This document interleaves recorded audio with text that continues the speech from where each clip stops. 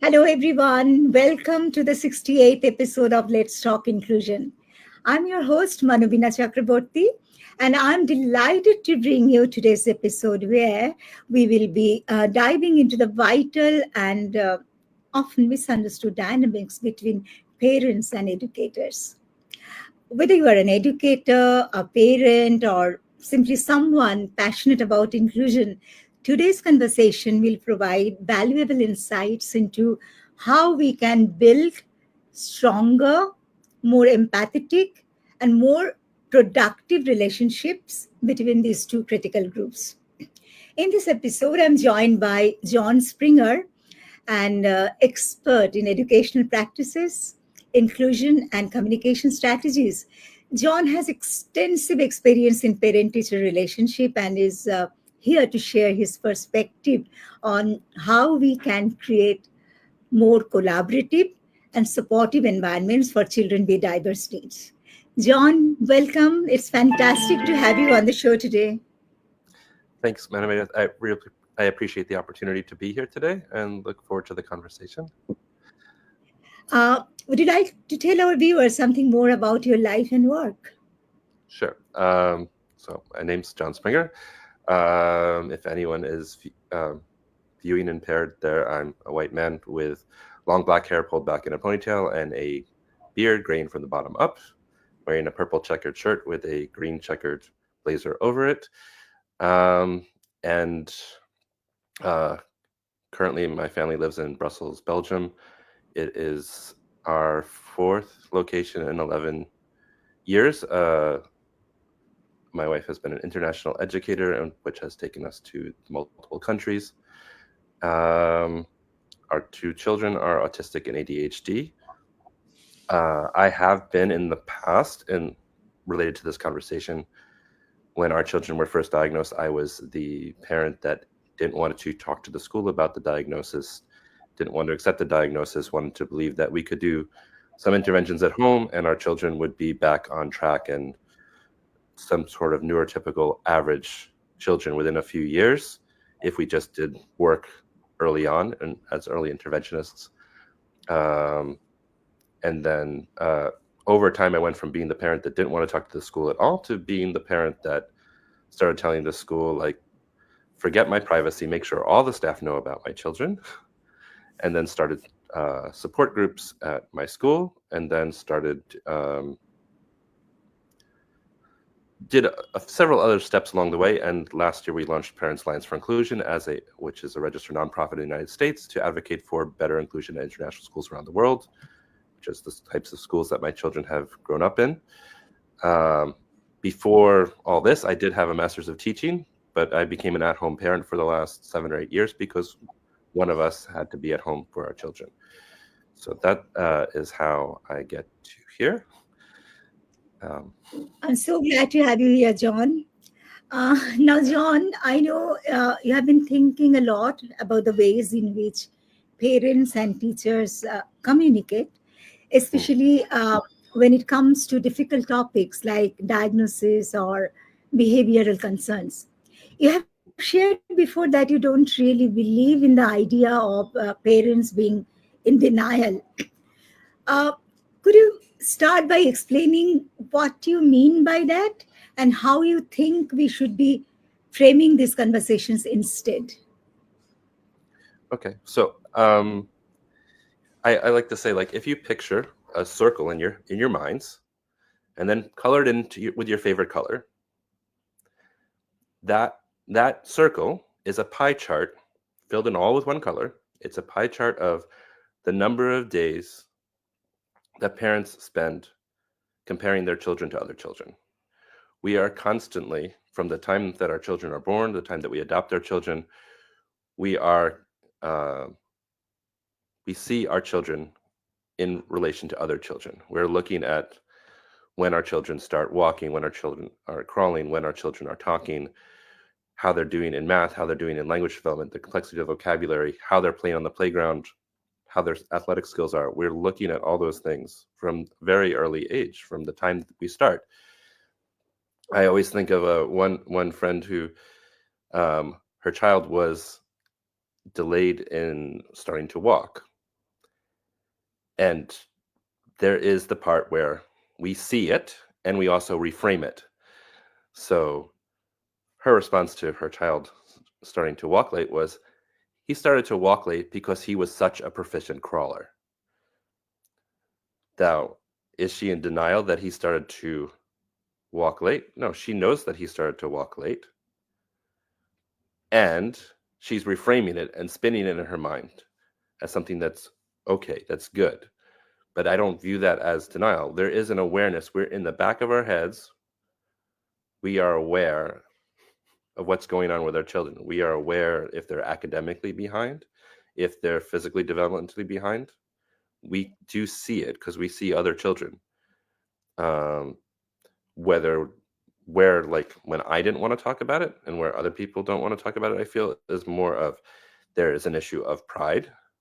There's an issue of belief that you're going to find a way to get your child on track. And if you don't talk about it, somehow that's going to help.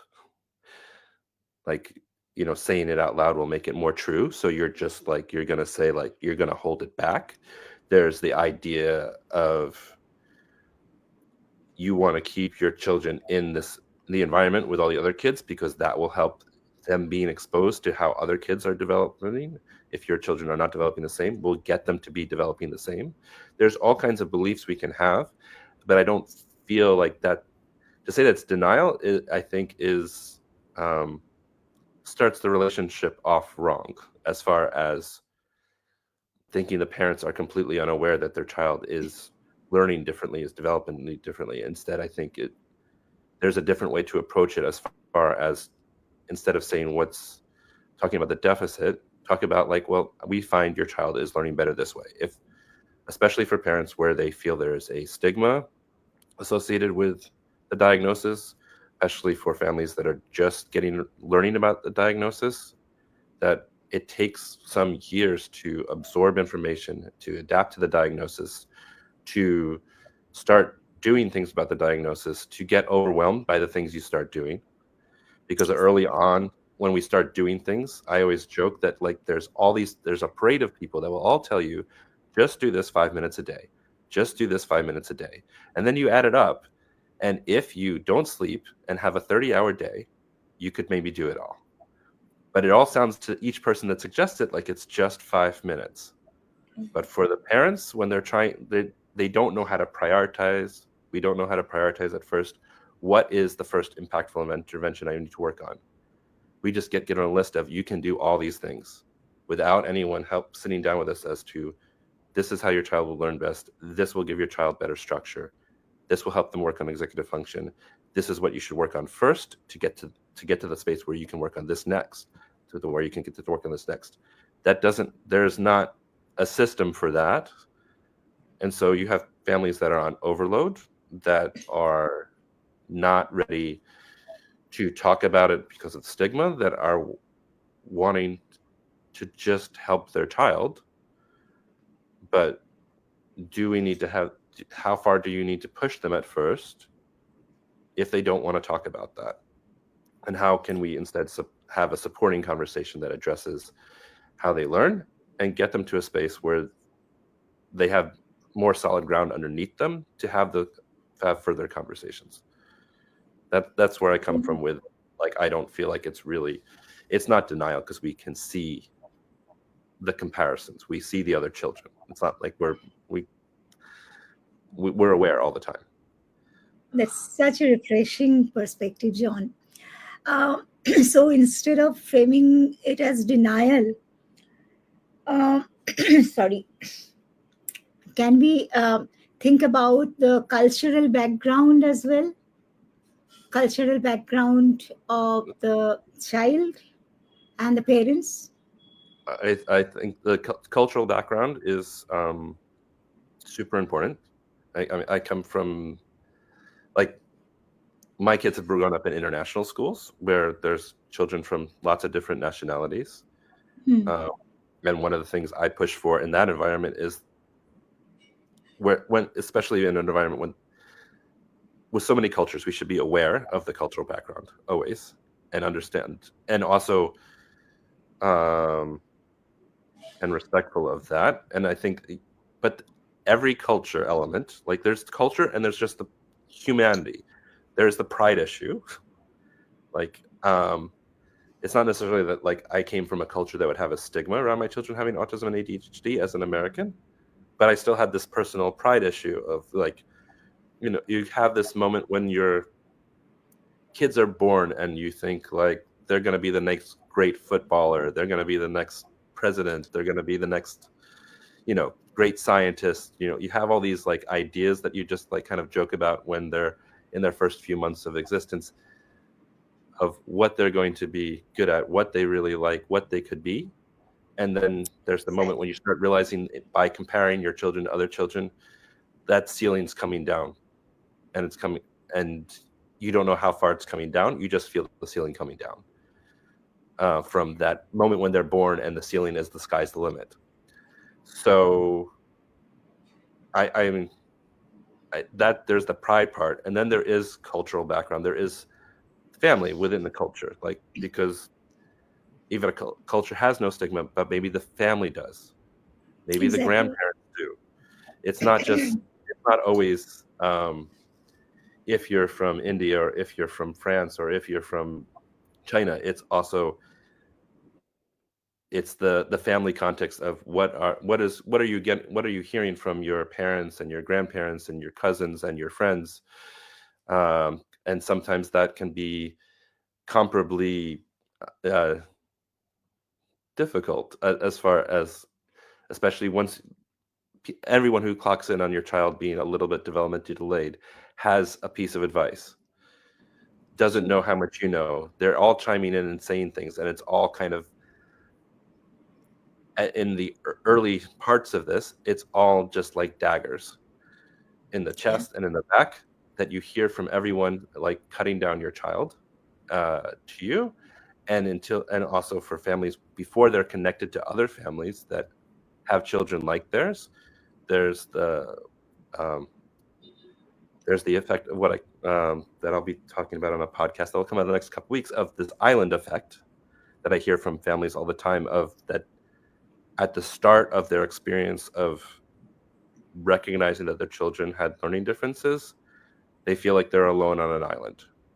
They don't know where to go for information. They don't know any other parents with children like theirs. They don't know that we're not aware of the statistics of how many percentage of children are like our children. We just know that we feel very alone. And I've heard this island analogy from multiple people in multiple locations that weren't cued by anyone else, and it comes up again and again as the sensation of isolation, of trying to figure out what to do and not knowing where to go.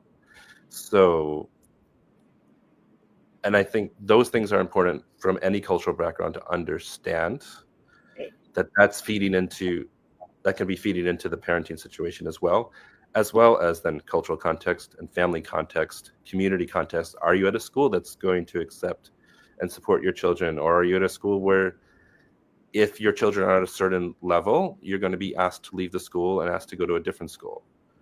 Because that, in a national or international context, like, the sensation that your child might be asked to leave is also a reason to hold back information, because you don't know what the next step is, and you're trying to keep your children in that space and in that school. So there's a lot of different it's a lot of different contextual information, I think. Very true. Very true. Mhm. So, what do you think from an educator's perspective? How can they begin these sensitive conversations in a way that doesn't inadvertently shut parents down or make them feel like they are being judged?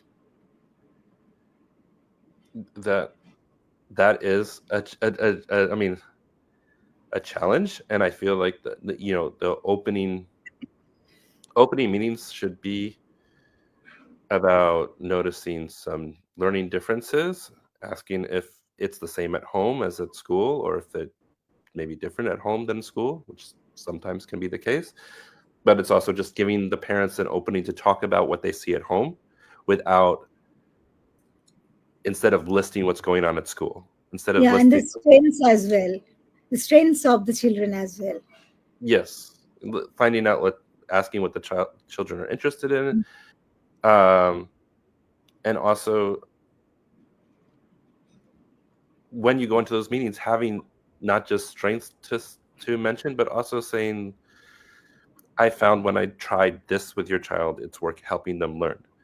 So that, because not just so that they know what helps their child to learn, but also so that they know that you're on their side, that your work, like I've heard conversations from parents where like they felt they went into a meeting and all that they were told was deficits of their child without any positives.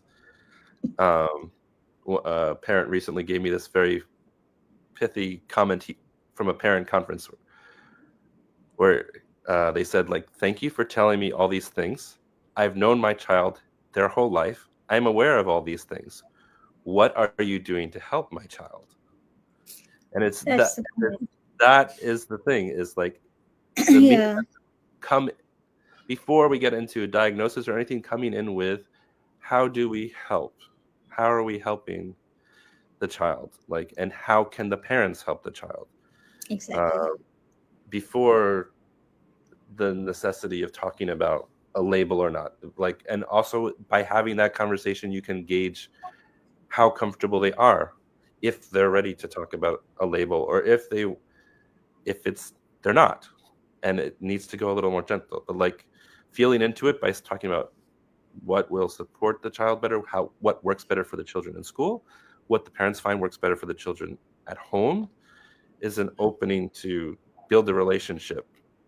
And I think that's like a thing even for neurotypical, physically typical children, is that teachers Yeah, have no training in how to have a parent-teacher conference. Parents have no training in how to have a parent-teacher conference.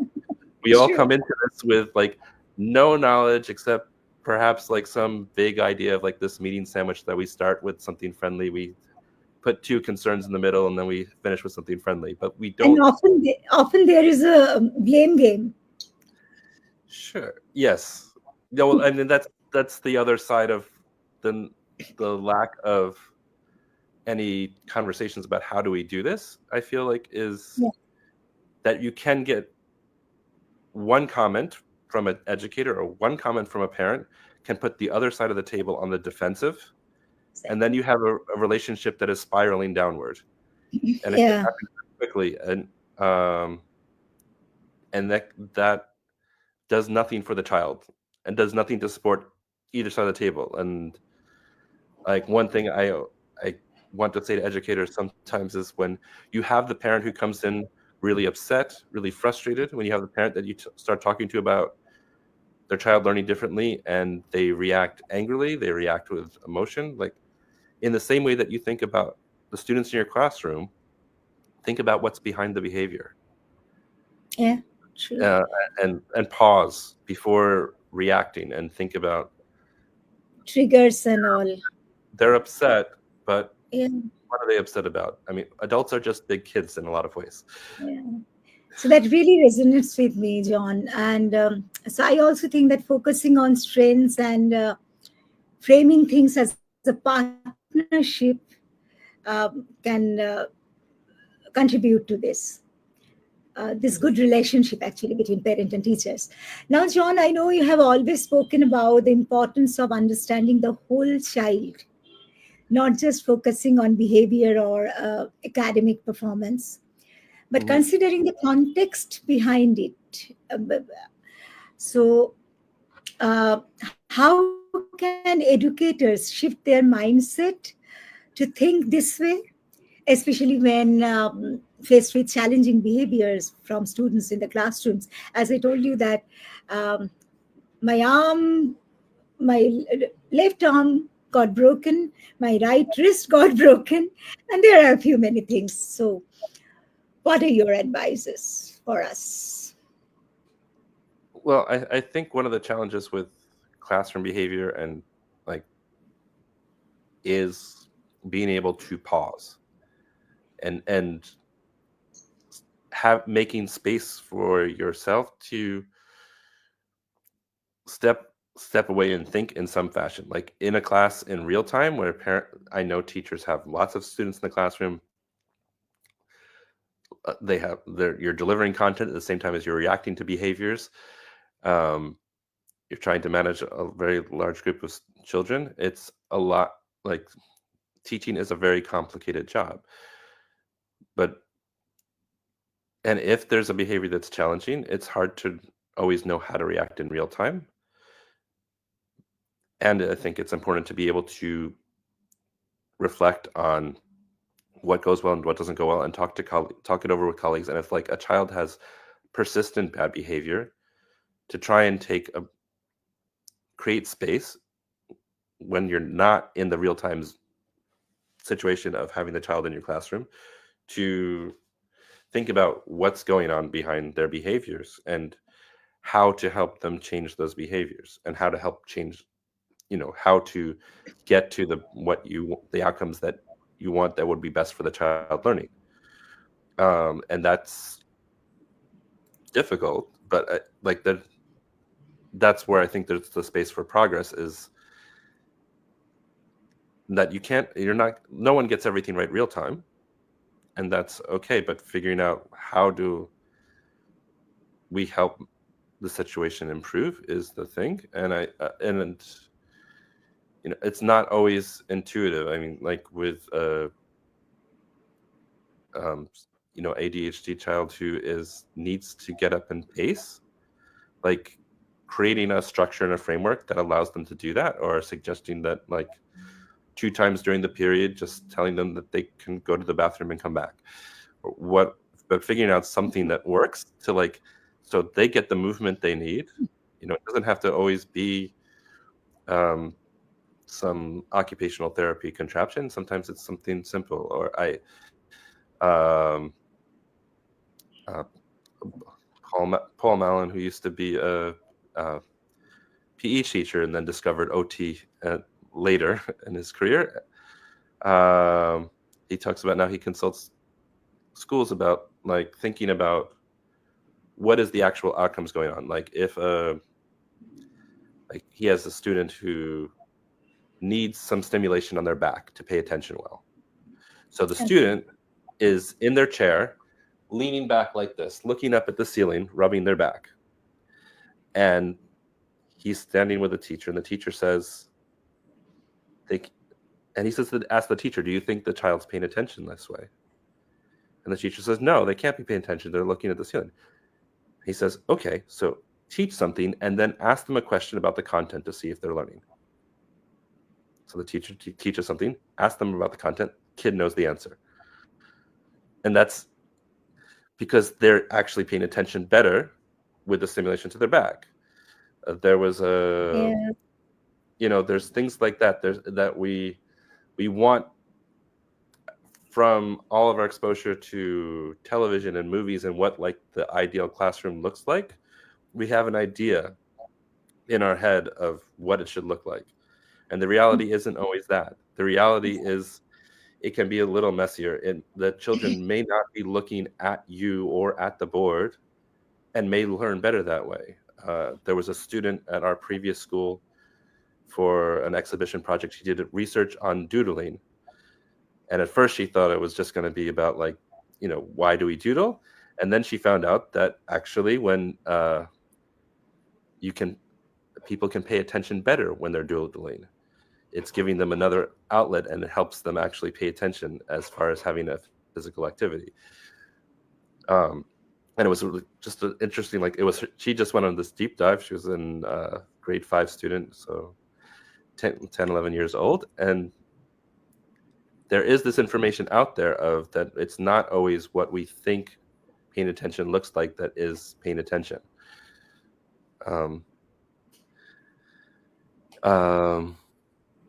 Okay, I see there's questions coming in, but they flash really fast. We will take these questions later on. Okay. So we'll take all the questions. Yeah, please continue. Okay, so I'm sorry, I saw the question, I lost the train of thought. So did I answer your question or not quite yet? Yeah, it is okay. Yeah, whatever you said, actually, I also think in the same way. And parents also face a lot of challenges at home.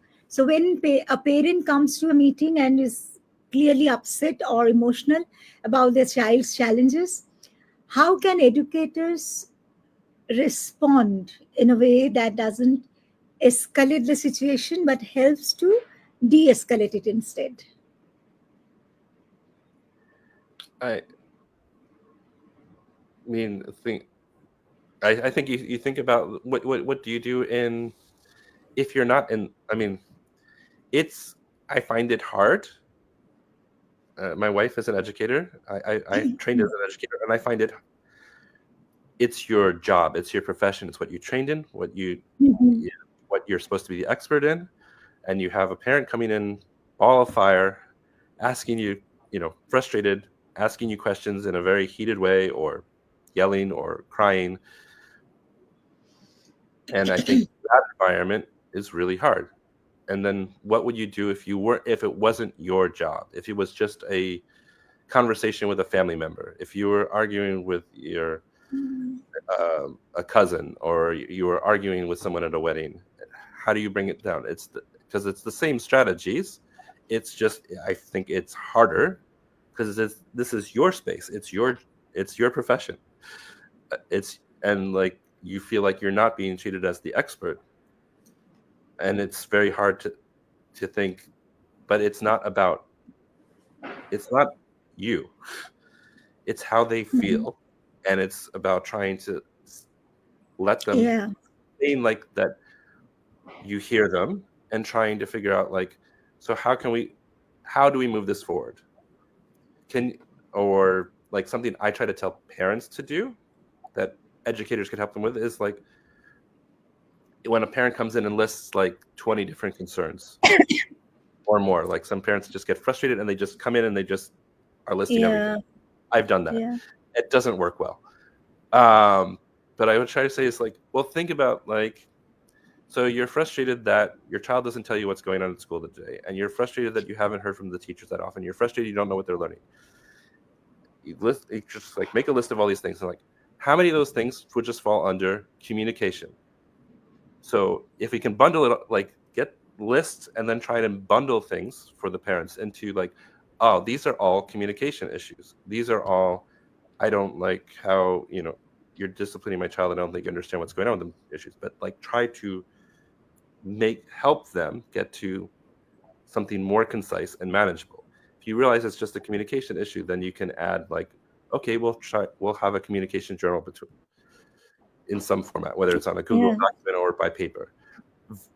But if it's just, Yeah. go ahead. I say the same thing to my teammates. I lead a team of 20 teachers for a special school unit within the campus of a mainstream school. So I always tell them that it's important to remain calm and focused, and they are. So instead of becoming offensive, the educator should reflect on why the parent might be feeling that way.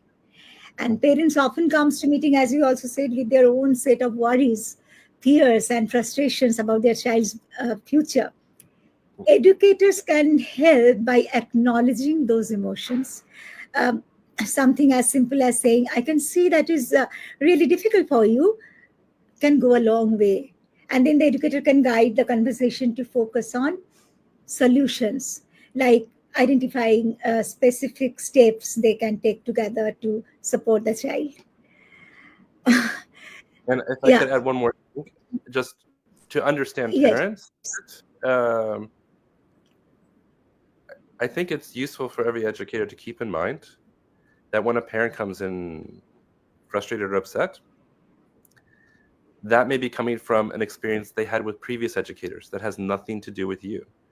But almost Exactly. every parent of children who are neurodivergent or physically disabled have at some point had an experience that they thought went wrong, where they didn't feel that the educator listened to them, where they felt that their child wasn't educated, where their child wasn't identified soon enough, where they felt the child was misidentified. Like, I mean, for my own family, like, my older son, I was told, had selective mutism at one point instead of autism and ADHD that he does have now diagnostically. But like, I had an educator give me a binder to take home and learn about what selective mutism was. And that wasn't anything that he had. So like these types of things happen along the way.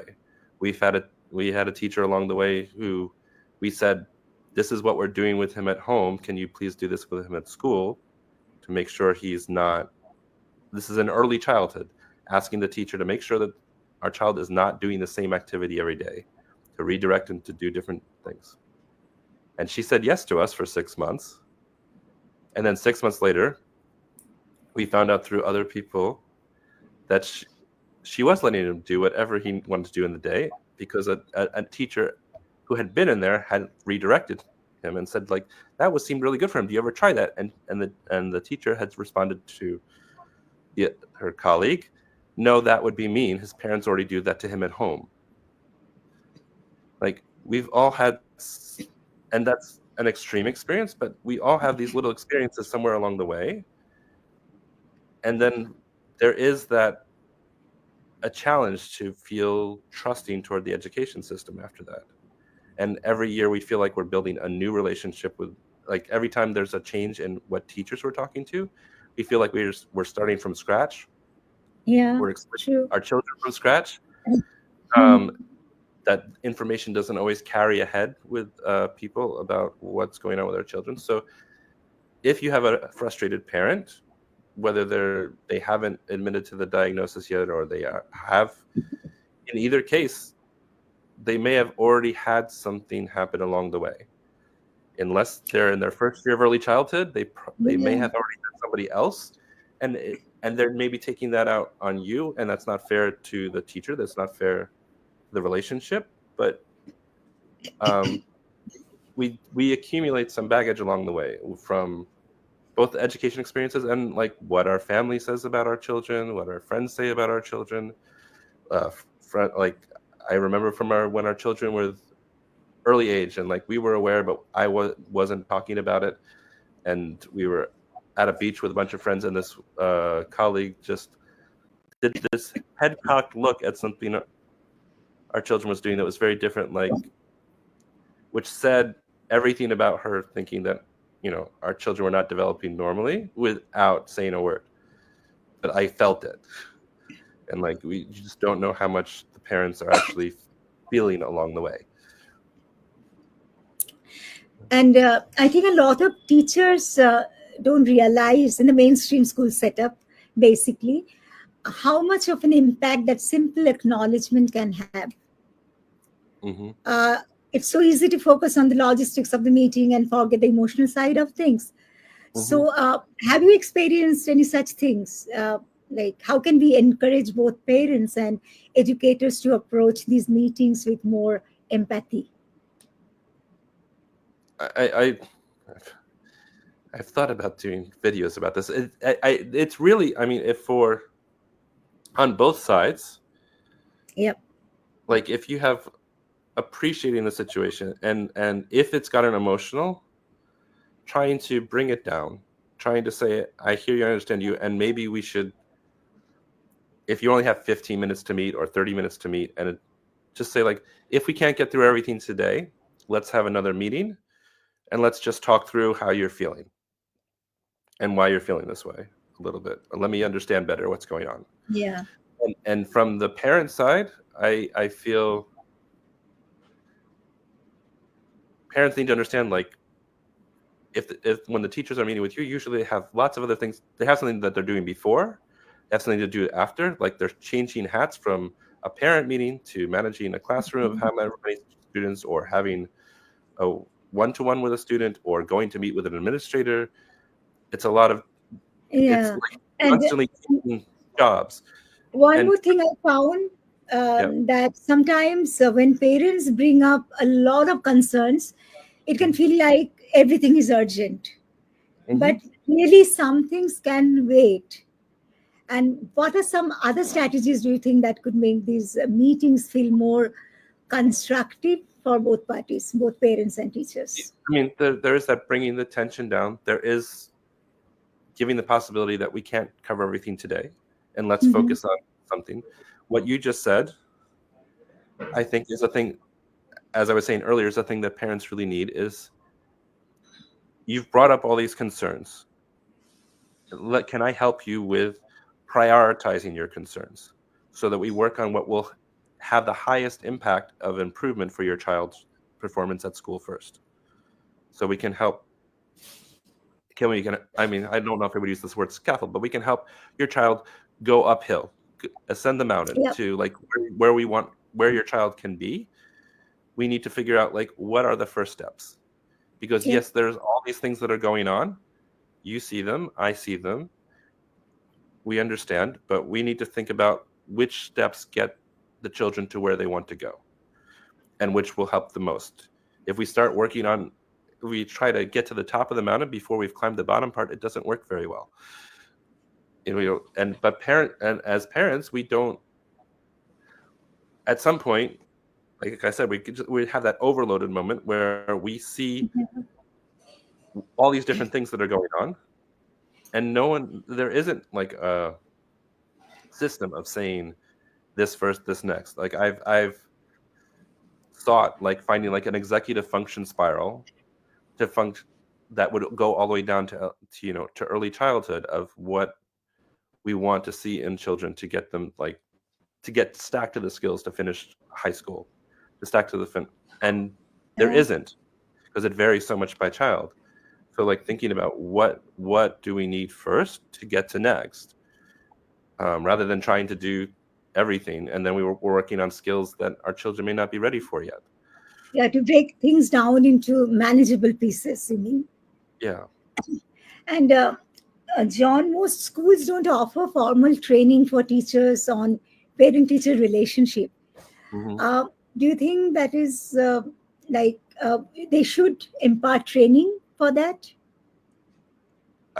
Yeah. Teachers need to be trained for that? I mean, it's such a, I mean, there's such a, there's a huge space gap to me. Like, I mean,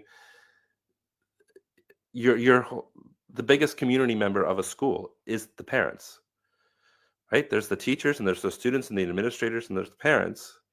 Parents are the largest community member, and there is no formal training on how to speak with them.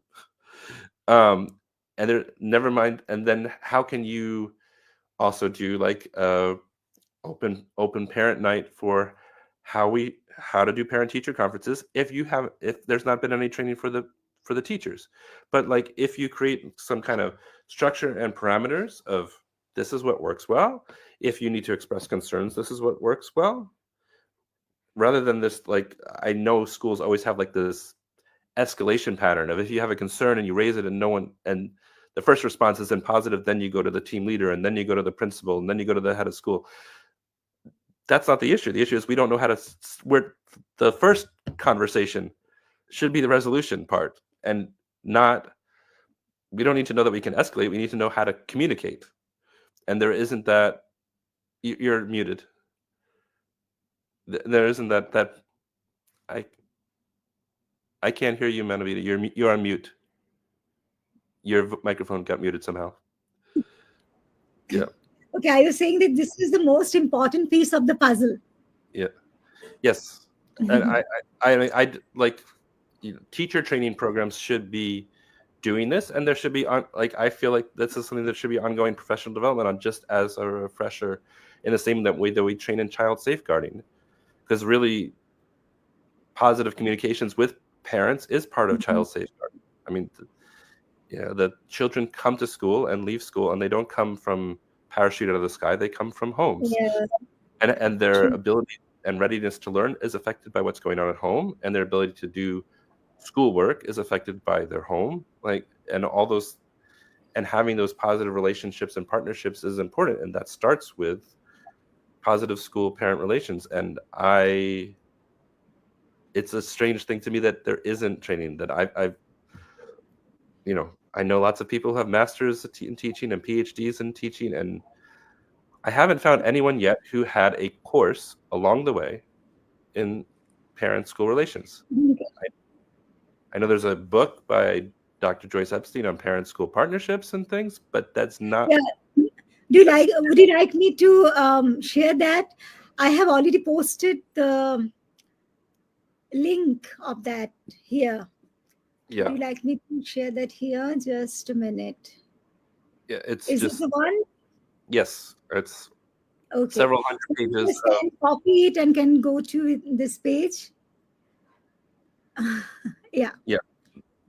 That PDF will take a very long time to load up on most devices because it's a few hundred pages book, but it's open access on just parent school community partnership. Um, but there isn't much out there like that. Like I dug deep to find that piece because it's not typically anything something we're talking much about along our teacher training journey, along our parenting journey. And I feel it we need more, like that would just makes everything better for the children when Yeah. we have better skills at communicating with each other. um yeah, so that yes. Thank you very much, John. Now let's take the questions from our viewers. We have a lot of questions already. So, Anjali Pillai, how can educators better understand and navigate these cultural sensitivities when discussing a child's needs with parents, especially if they come from different cultural backgrounds? The first point we are discussing. Yeah, and I mean it comes down to partially, I mean, be one from the point of asking the question already, you want to know, so like it's wanting to know from the start of a meeting or something, like what, you know, or from when you have a child in class, what their cultural background is, and what their context is, and trying to be curious about understanding each child's context. And I know at like the start of a school year that can be a lot. You're trying to establish classroom standards and of standards of behavior and what you're instructing and trying to get the year going. And at the same time, that is a time to like be curious about the cultural context. And also, I think the other part is not assuming too much based on that information. Like, just because someone is Hindu or Muslim or Christian doesn't, like, we don't know how they practice at home. We don't know, like, that is additional information. It's the same way as Yeah. just because we know a child is autistic doesn't really tell us that much if we don't know their academic skills, we don't know their social skills. All we know is autistic. We don't know. That's not enough information. The same, ADHD, are they hyperactive or are they inattentive? If we don't know that, we don't know them. And it's the same with culture. It takes it. There needs to be some time for relationship building to understand Very true. context. The next question: what advice would you give to parents who feel like they have too many concerns to address in a single meeting with their child's teacher? How can they organize or prioritize their concerns in a way that makes the meeting more productive? Okay. So that goes back to the bundling exercise I was talking about, of put everything down on paper first, like every single thing, write it down or put it on your computer, but make just everything. And then try and see if there are ways to group things into communication, academic concern, um, concerns about physical education or art, whatever, but try and see if things group in a way so that that it isn't the full list. And the other thing to think about, the other part I think, is to think about what are your priorities. Um, what would make the most, like, Yeah, we sometimes, have already discussed about this. yeah, but I leave us Yeah, I leave out something, I leave out some concerns sometimes because I want to just focus on what will make the most impact for my child. If yeah. Because if I list So, everything, okay, parents. someone anonymous. Parents' acceptance is not positive in some children. Parents' counsel and student strength is a must discussed. True or not? Okay, I think that so students' strengths should always be discussed. And I think you're talking like when I read the comment of parent acceptance, I think of families where one person in a couple doesn't really accept, doesn't want to talk about the learning differences, and there's another parent that you can kind of feel will, but they won't because both parents are in the room. Um, and I think in those situations, like, it is important to talk about the strengths. It is important to be aware that there may be one parent that has too much pride to ever accept a diagnosis, and try and find a way to have some conversations about how the child learns better with the other parent.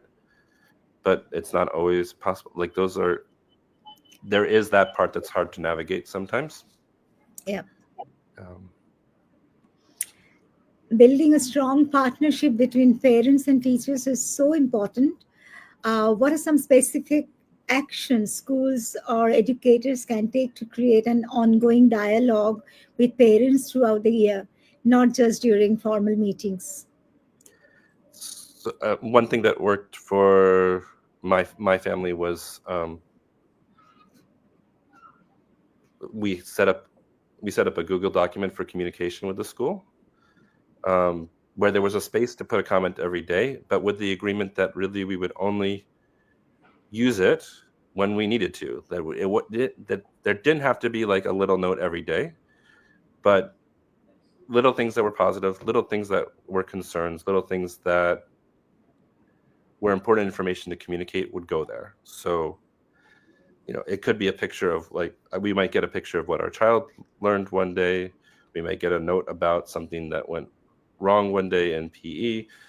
I would try and put at the start of every week what we did on the weekend, so that the teachers would have something if they were in a literacy class, something to work on for writing, that they know what the child, like, because my kids don't always remember what they did on the weekend. So I gave it to them so the teacher could say, like, so you went to the pool this weekend, and then they could write about a pool. Um, Another question: how can parents feel positive about their children as they have their own set of challenges? how can parents feel positive? I think every child has a set of strengths as well. So when we make IEP, individualized educational plan in our school, first we talk about the strengths of a child, and Mm, then we keep in mind their challenges, and then we make the individualized educational plan. So I think there is a possibility, or of course you can be proud of your children. In my school, some children maybe not that good at academics, but they are very good in jewelry making, maybe. They are very good in printing, textile printing. They are very good at drawing. They are very good at crafts. So there are a lot of reasons you can be proud of your child, I guess. And as a whole, and for us, for parents, our children are the blessings in our life, right? So we must be proud of them. What do you think, John? well, I just feel like it can be a journey for some parents to get to that, like, of from the part where you realize that your child has differences, Mhm. to a place where you are accepting of your child's differences and see their strengths, can take time. Um, and I think other people in the community can help them to get there. Being Yeah, connected with, getting parents connected with other parents with children like theirs helps them to start to be able to see that. after all, it takes a village to raise a child, isn't it? It takes a That, village to raise a child.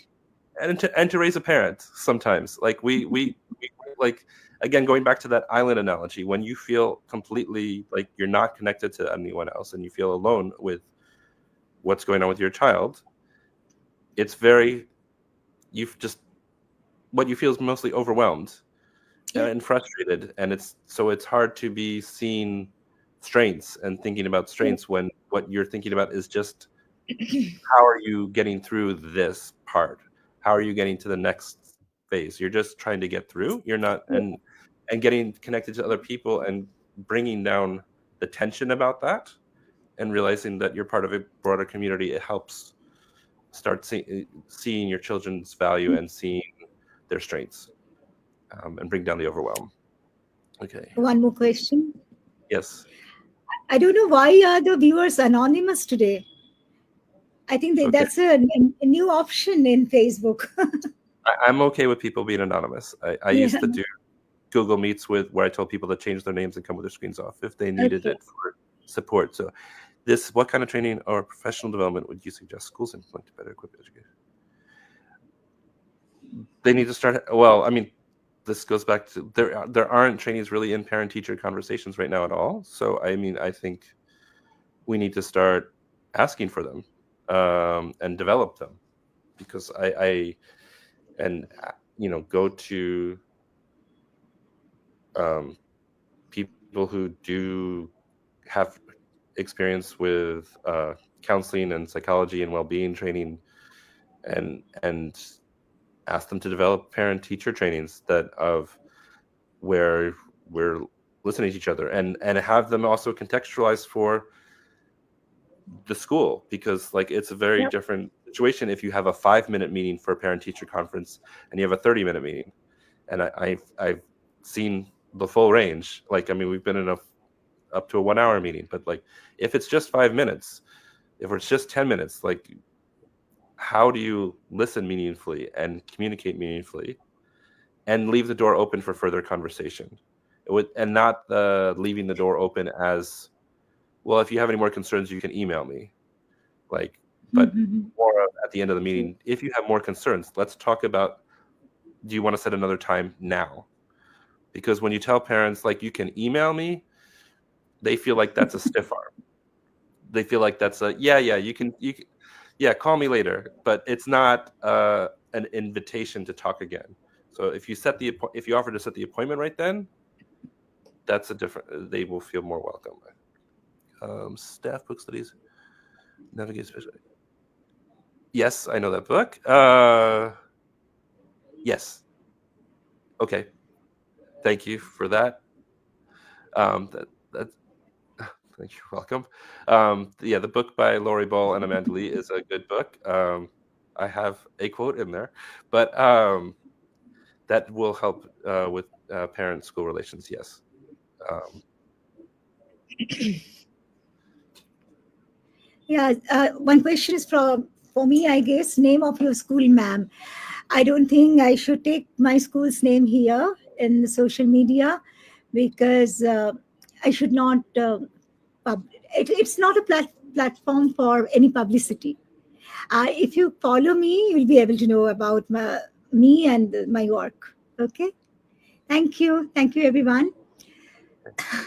So, thank you very much, John, for your time, your patience, and your insights. And viewers, thank you for tuning in to Let's Talk Inclusion. If you find today's episode helpful, don't forget to subscribe, share, and leave us a review. Remember, the work we do to build understanding and empathy between parents and educators is essential for the success of our children. So, until next time, let's keep talking inclusion. Take care. Bye bye. Bye, Bye bye. John. Bye. Thank you very much.